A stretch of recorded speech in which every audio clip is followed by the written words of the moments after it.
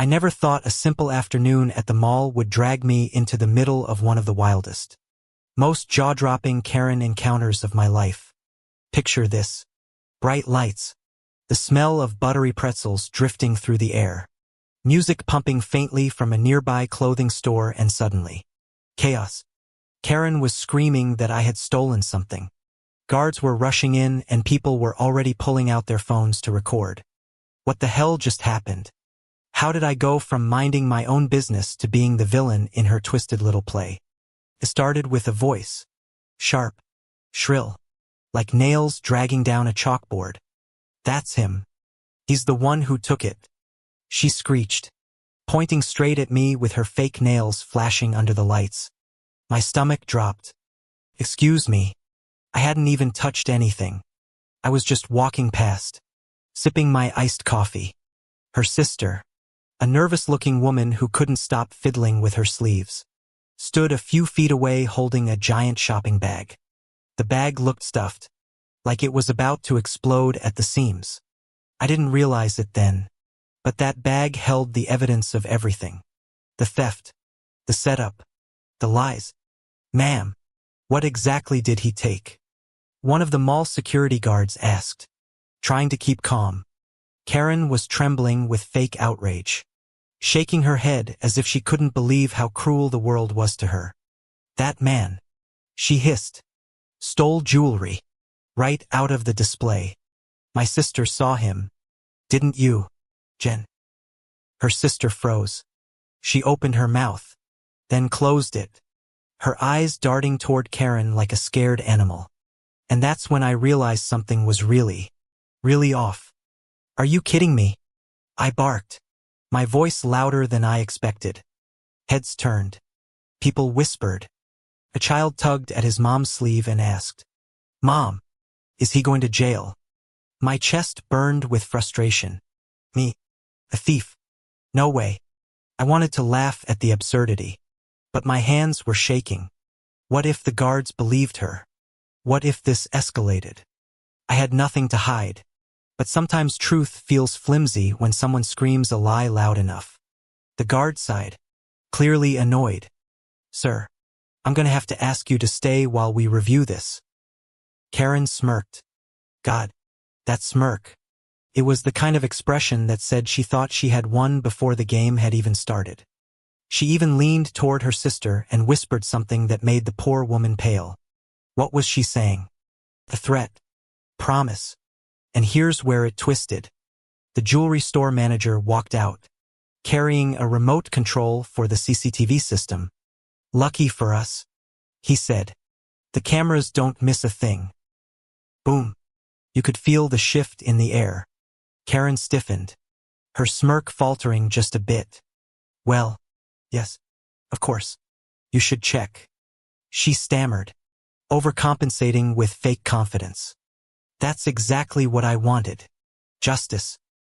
Justice. Oh. She was about to choke on that word. We all crowded near the little security monitor. The footage flickered on, grainy but clear enough. My heart was pounding like a drumline in my chest. If this didn't clear me, I was done.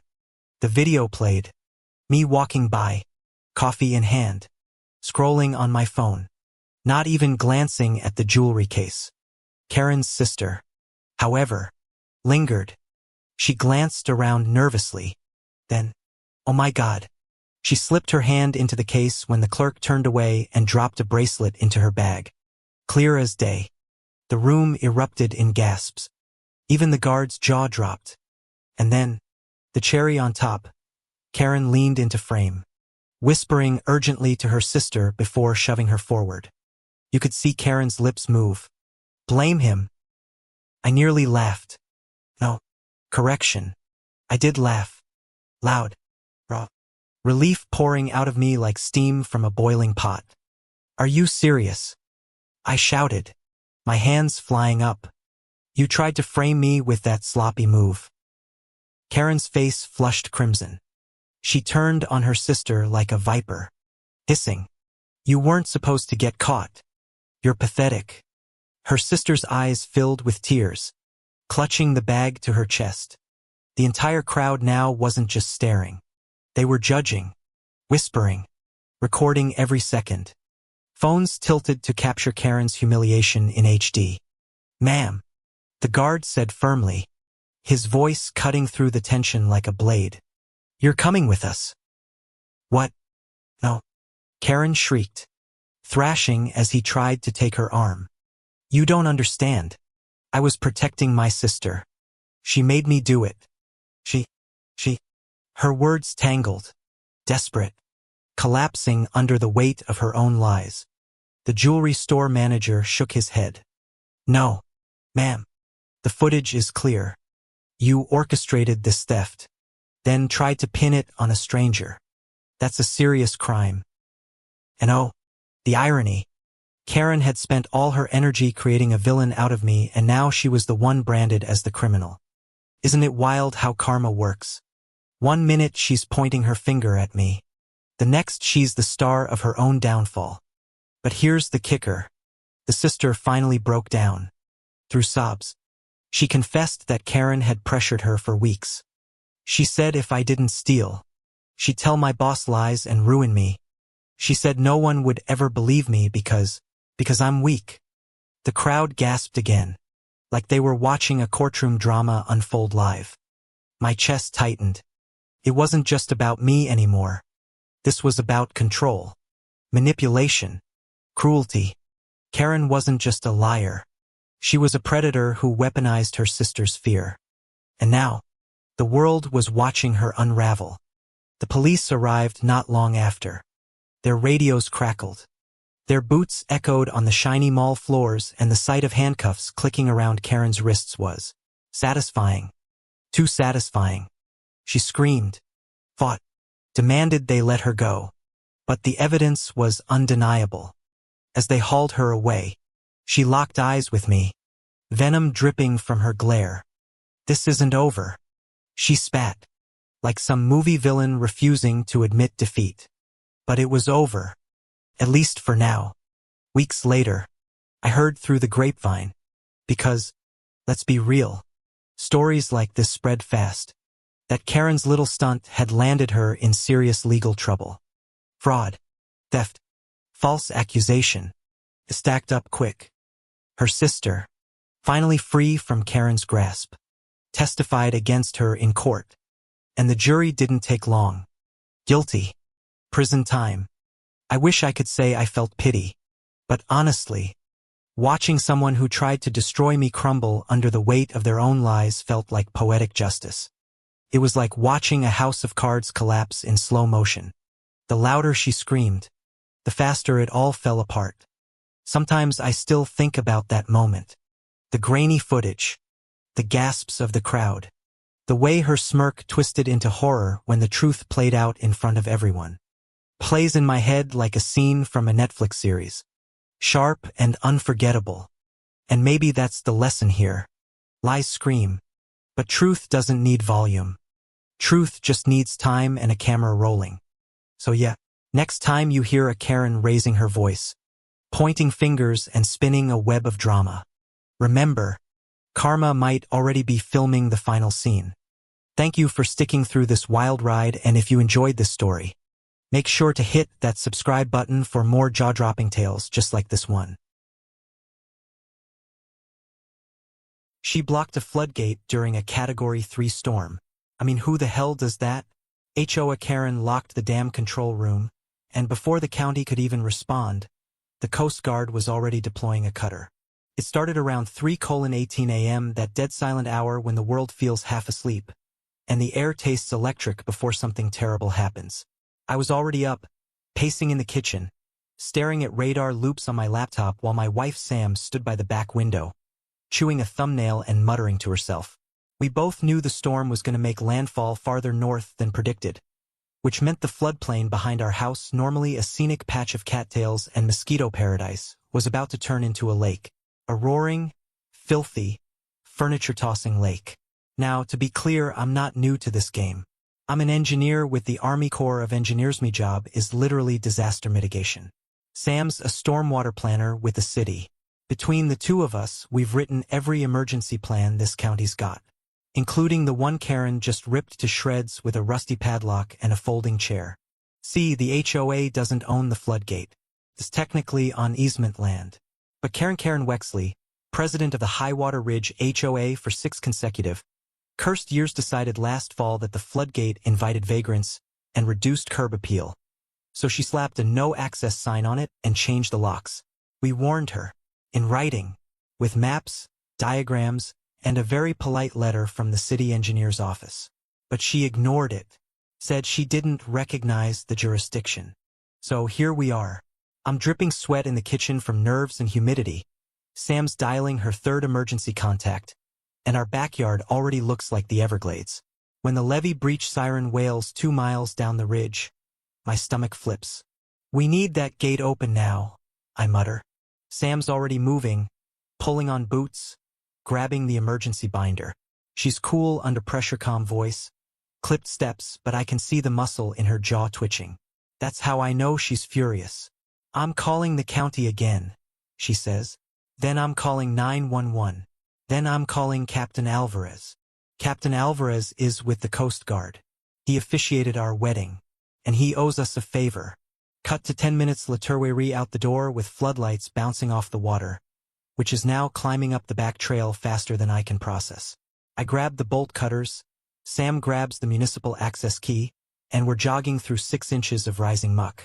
And then we see her, Karen, in her floral robe, hair rollers, slippers, standing in front of the floodgate control room like she's guarding Buckingham Palace. You can't be here, she shrieks, pointing like some low-budget town crier. Karen, I snap. The retention pond's about to overtop. You need to move. This is private property. You're trespassing under HOA. Shut up and move, Karen. She stands her ground. I swear to God, I think she believed she was saving the neighborhood. From us. From science. From FEMA. Sam flips on her city badge, but Karen swats at the light like it's a mosquito. Fake ID, she mutters. I'm calling the board. You want a board? Try a 4-ton steel floodgate slamming into your dining room. Thunder cracks overhead like God's personal mic drop. And in that exact moment, my phone buzzes. Coast Guard. ETA 6 minutes. Water depth sensors showing critical rise. I take a step toward Karen, but she steps back and slams the padlock shut, literally locking herself inside the control room. She thinks she's protecting it.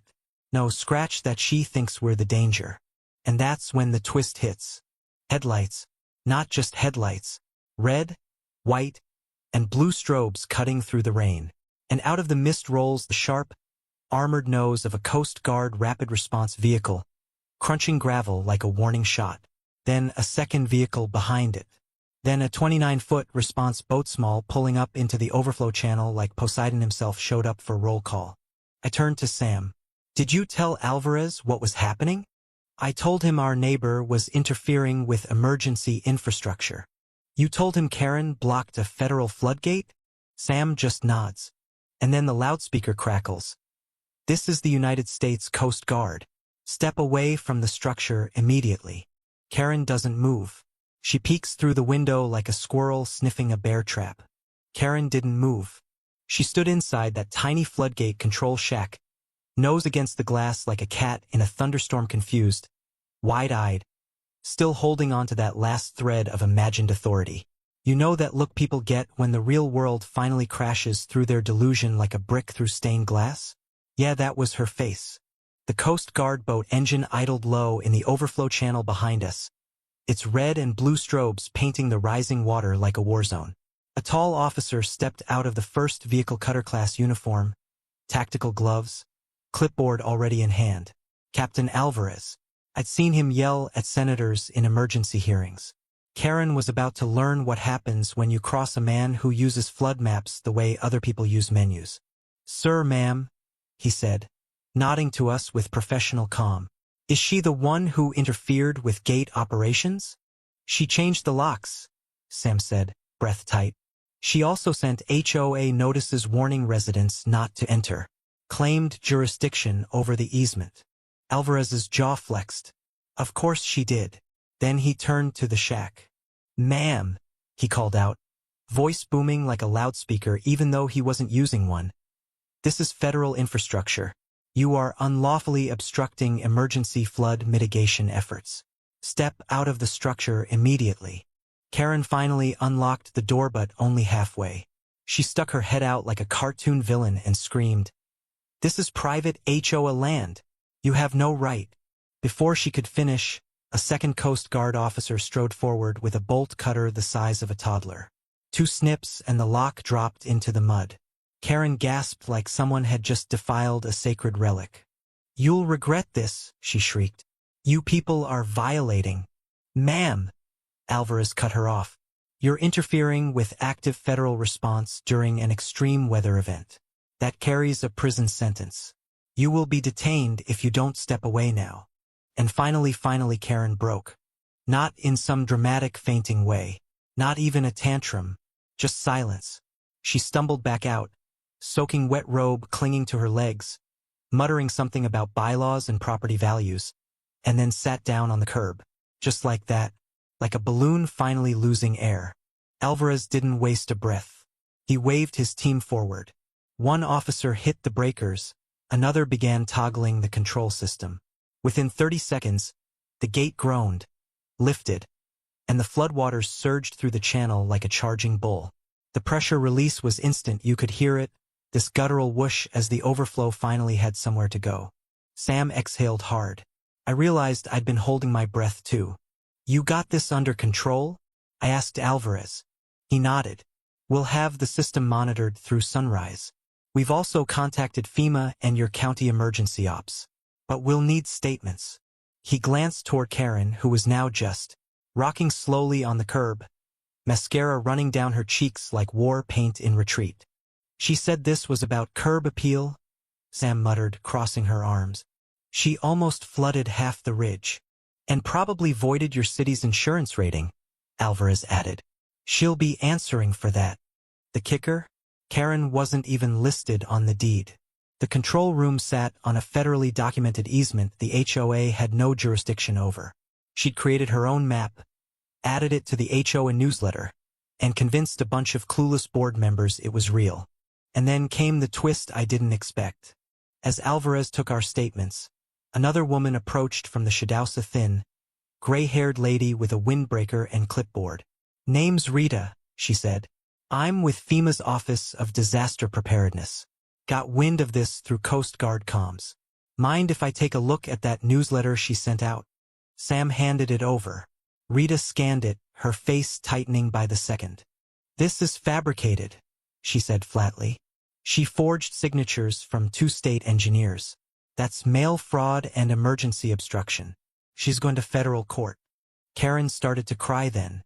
Loud, hiccuping sobs that echoed off the wet pavement. Alvarez didn't flinch. "Let her cry," he said. "She nearly turned this ridge into a death trap." The next morning, the sun rose bright over Highwater Ridge. The waters had receded just enough to avoid catastrophe. And Karen Wexley? She was nowhere to be seen. Her husband loaded bags into an Uber while she was inside packing under supervision of a sheriff's deputy. We stood on our porch, sipping burnt coffee, exhausted but oddly peaceful. Birds were chirping again. Someone down the street was blasting, "Here Comes the Sun," and then Sam turned to me, smiling. "She blocked a floodgate." I laughed. "And got steamrolled by the U.S. Coast Guard. Some people learn by reading, some by watching. But folks like Karen, they only learn when the water rises, and someone finally opens the damn gate." So what do you think? Should Karen face jail time? Or was that floodgate showdown punishment enough? Hit subscribe for more wild neighborhood justice cause next week. We've got a story where the HOA paved over someone's well and hit oil instead. You ever have one of those moments where you just stop, rub your eyes and wonder, did that really just happen? That was me the night I caught Homeowners Association Karen crouched in the shadows of the park, trying to snake an orange extension cord into my generator like she was running some black market power ring. I swear, for a second, I thought I was dreaming, until the pop of electricity and her scream cracked through the night air like a gunshot. The thing about Karen, she never learns. She had this smug idea that the homeowners association gave her authority over everyone's property. Newsflash, it didn't, but she strutted around like a peacock, wagging papers, threatening fines, screaming about community standards. Meanwhile, half the neighborhood could barely stand her shrill voice. And me, I was just tired. Tired of the drama. Tired of the pettiness. Tired of the nonstop harassment. It all started with my generator. See, I built it myself. A big, loud, diesel monster with a custom cage. Set right by the park.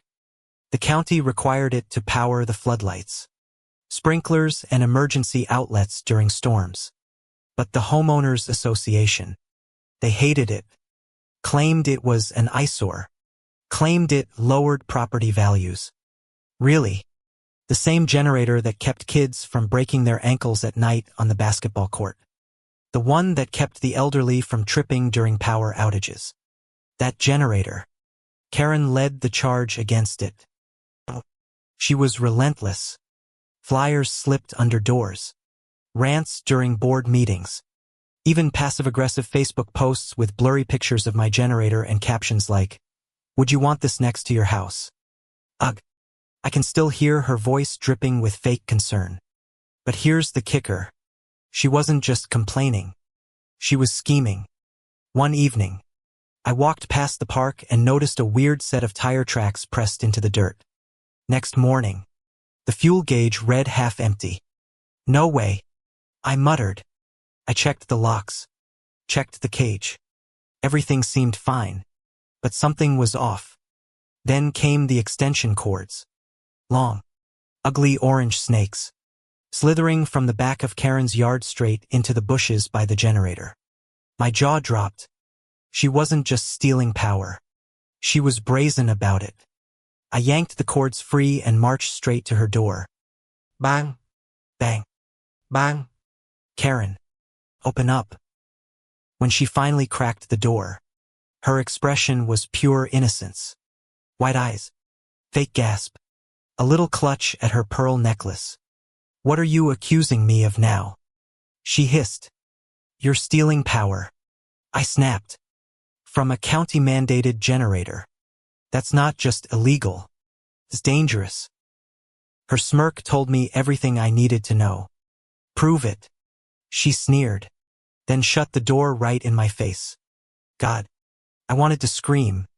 Instead, I walked back, fists tight, heart pounding. That night, couldn't sleep. Her voice, that smirk, it all played over and over like a broken record. So I made a decision. If Karen wanted to play games, I play smarter.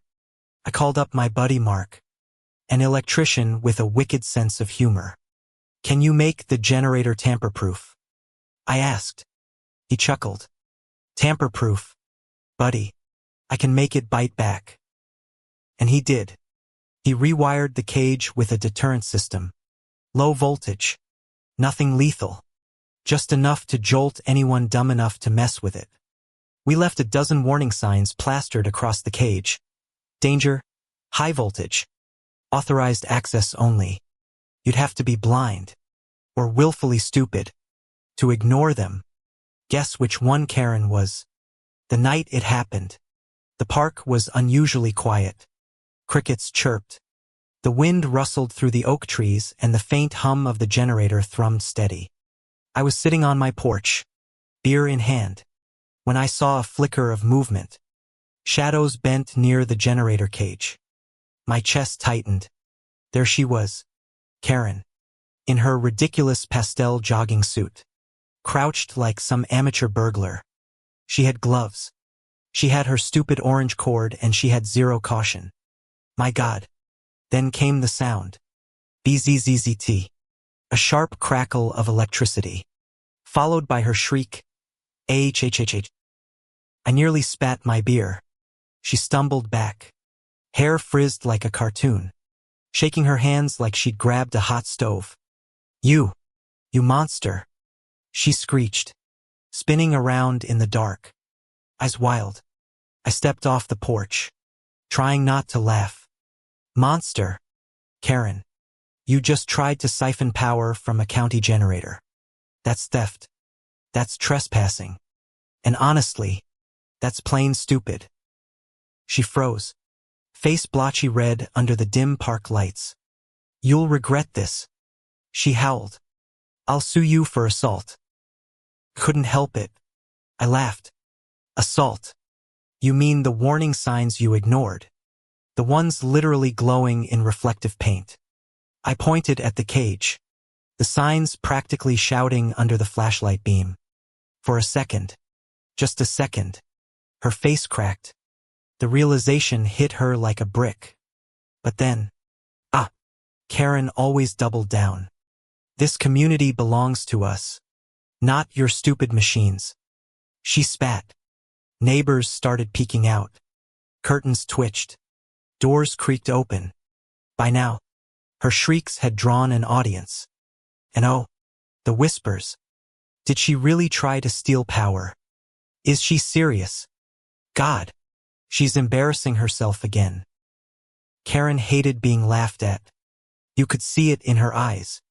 Every whisper sliced her pride to pieces. And still, she wouldn't back down. But fate wasn't done with her yet. Twist of the night. The Homeowners Association president himself pulled up. Headlights washing across the scene. He stepped out, took one look at Karen flailing in front of my generator and groaned. Oh, for God's sake. Mr. Lewis. Karen shrieked, pointing at me like some deranged courtroom witness. He electrocuted me. He attacked me. Lewis pinched the bridge of his nose. Karen, that generator is county property. It's under contract. Do you realize the liability you just created? Her jaw dropped. Liability? What about me? I was injured. Injured breaking the law. He muttered. His tone was flat, weary. The tone of a man who dealt with one too many of her tantrums. The crowd was buzzing now. Phones out. Recording everything. Karen's face turned pale as the reality sank in. Not only had she failed, not only had she been shocked, but her humiliation was now viral bait. And me, I just leaned back against the fence, arms crossed, letting the moment play out. The fallout came fast. Karen tried to file a complaint, demanding I be arrested. The police laughed her out of the station. The Homeowners Association tried to distance themselves, quietly whispering apologies to me for her rogue actions. And when the county got wind of it, oh boy, they threatened to fine her for tampering with public safety equipment. I'll never forget the sight of her, storming down the street days later, waving her arms and ranting about conspiracies. She tried to rally the neighborhood against me, but no one followed. Everyone had seen the video. Everyone had heard the scream, the zap, the desperate excuses.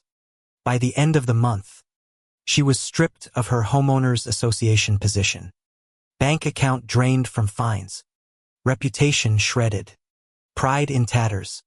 Karma had landed hard. And me, every time I walk past that generator, I can't help but smirk. The hum sounds sweeter now, almost like it's laughing with me. Because sometimes, justice doesn't come from a courtroom. Sometimes, comes with a crackle, a scream and the whole neighborhood watching. Was the generator the real hero of this story? Or was it Karen's arrogance that finally fried her? Either way, thank you for sticking with me through this wild ride, and don't forget to subscribe to my channel for more Homeowners Association chaos. Because trust me, the next lawsuit is already brewing. I thought I was dreaming. A woman middle-aged, sharp-jawed, pearl earrings was yanking on my father's ventilator cord like she was unplugging a damn toaster. He doesn't belong here, she screeched. Like that somehow made sense inside an ICU. The monitor alarms screamed louder than my own thoughts. Nurses rushed in, mouths gaping. My jaw clenched so tight I could feel it lock. What the hell are you doing? I shouted, lunging at her. My heart was thundering in my ears. faster than the blinking red lights going off around my dad's bed. She whipped around, lips twisted in this grotesque smirk. "You're violating HOA medical restrictions. This man doesn't have residency rights." That was the moment everything shattered: logic, patience, any last fragment of understanding. I looked at the nurse beside me, wide-eyed and frozen. She's not family. She's not even human. And she wasn't. At least not in the way decent people are. Her name was Margaret Densley, self-proclaimed president of our neighborhood HOA and, according to her, guardian of moral standards. She'd harassed my dad for 2 years straight over everything from a non-regulation wheelchair ramp to the color of our mailbox cream instead of beige. Beige. But this was evil. My father had collapsed just 4 nights ago, heart failure, out of nowhere. We called the ambulance. We didn't stop to check HOA bylaws.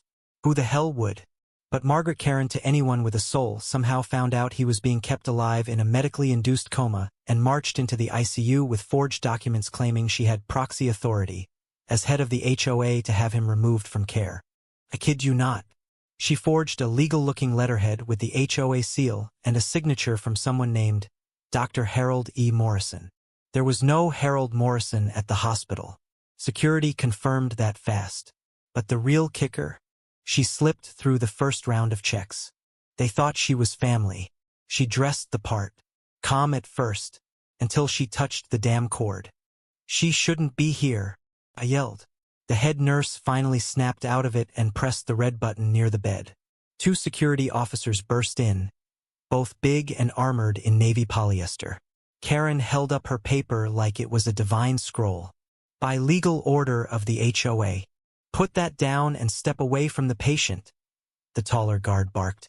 Karen scoffed, lips curling. "This man is in violation of community rule. She brought unapproved medical equipment into a residential zone, and his family refused inspection for over 48 hours. He's a fraud. A fraud." I nearly sobbed. "That's my father. He's a retired school principal. He spent his whole life teaching kids like you not to become monsters like her." She didn't even flinch. The officers grabbed her arms and she screeched, louder than the alarms. Nails flying, threats flying louder. "I'll sue. You're all getting lawsuits for false imprisonment. This is a citizen's arrest. I am entitled." The ICU hallway echoed with her banshee wails as they cuffed her and dragged her backward out of the room. I could still hear her, even as the nurses reset the monitors, even as I dropped into the plastic chair beside my father's bed, my hands trembling. What kind of world lets a woman like that get so much access? What kind of system hands a neighborhood committee more power than common sense? And why wasn't this the first time she'd gone this far? 3 days later, I got my answer. The detective assigned to our case, Officer Mallory, came by my home with a stack of papers. She had a tired face, the kind that's seen too many forms of human failure, and she set the folder on our kitchen table like it weighed 1,000 pounds. "Your HOA president," she said slowly, "has been under quiet investigation for over a year. We believe this latest stunt is the last nail." "A year? But no one said anything." "They couldn't," she sighed. "Too many NDAs. Too many families scared of retaliation. But now, with hospital footage, witness statements, and proof of forged documents, this lawsuit's going to burn." I opened the folder and saw copies of complaints, pages of them. One resident's disabled mother had been denied ramp access. Another had their oxygen generator disconnected during a routine HOA inspection. And worse, there were settlements. Hush money. Karen had done this before. She'd gotten away with it because she knew how to scare people. She knew how to threaten legalese, how to forge enough fake power to freeze people in place just long enough to get what she wanted. But this time, she tried it in a hospital. This time, she picked the wrong victim. The case went public. Fast. Local news got hold of the ICU footage. Karen's face contorted, red and shrieking as she's pulled away from my dad's bed, and it made headlines. HOA president assaults ICU room. Fraudulent paperwork leads to hospital lockdown. People started coming forward. A woman named Lorraine posted on Facebook that Karen once tried to evict her son, who had Down syndrome, claiming he was unauthorized adult occupancy. A veteran shared how she fined him $300 for putting up a flag outside of regulation hours. And then came the twist I never saw coming. Officer Mallory called me again. "You're going to want to sit down." She was right. Turns out Karen wasn't just HOA president. She was never officially elected at all. The real HOA board had disbanded 3 years prior. Karen had filed paperwork to keep things in order. But none of it was ratified. She wasn't just a fraud in the hospital. She was a fraud everywhere. My knees nearly gave out. "You're saying everything she's done? Every inspection? Every fine? All those citations? They're fake?" Mallory nodded. "You've got grounds for a countersuit if you want. So do a lot of families. We're helping file a class action." Oh, the irony. Karen had threatened me with a lawsuit, had screamed the word like a magic shield. Now she was going to face the real thing: multiple lawsuits, forged signature charges, attempted assault in a medical facility, maybe even elder endangerment. The courtroom was quiet eerily. Sohen Karen finally stood to speak at her sentencing. Her lawyer kept glancing down, probably wishing he could sink through the floor. The judge stared her down over his glasses, unimpressed by the trembling voice she tried to use like a shield. "I didn't mean to harm anyone," she stammered. "I only wanted order, peace, structure." Peace? Is that what she called unplugging a dying man in an ICU? The prosecutor didn't even need to counter. The evidence spoke louder than any plea. Forged legal documents, harassment reports, witness testimonies, the viral security footage of her being dragged out of that hospital room. The judge sentenced her to 18 months, with mandatory psychiatric evaluation and community service, ironically, at the same hospital where she caused chaos. But the real blow? The civil lawsuit. By the end of the week, our class action had ballooned to 26 families. All with stories. All with receipts. The damages demanded totaled over $2 million. And thanks to her phony fines and fabricated authority, she couldn't afford a tenth of it. Her lawyer tried negotiating. We said no. You see, this wasn't about money. This was about making sure no one else like her ever had the chance to abuse fake power again. This was about sending a message.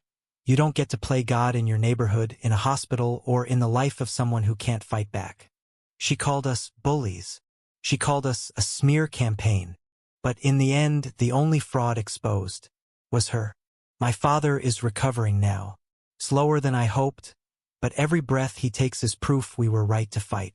And every time I visit, I whisper, "Still here, Dad. Still winning."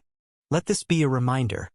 Not all villains wear masks, some wear name tags and smile during HOA meetings. And not every lawsuit is about money. Sometimes, it's about justice finally catching up, even if it takes a while to knock on the right door. If you believe people like Karen deserve their karma and the courtroom, make sure to subscribe to my YouTube channel for more real justice stories just like this one.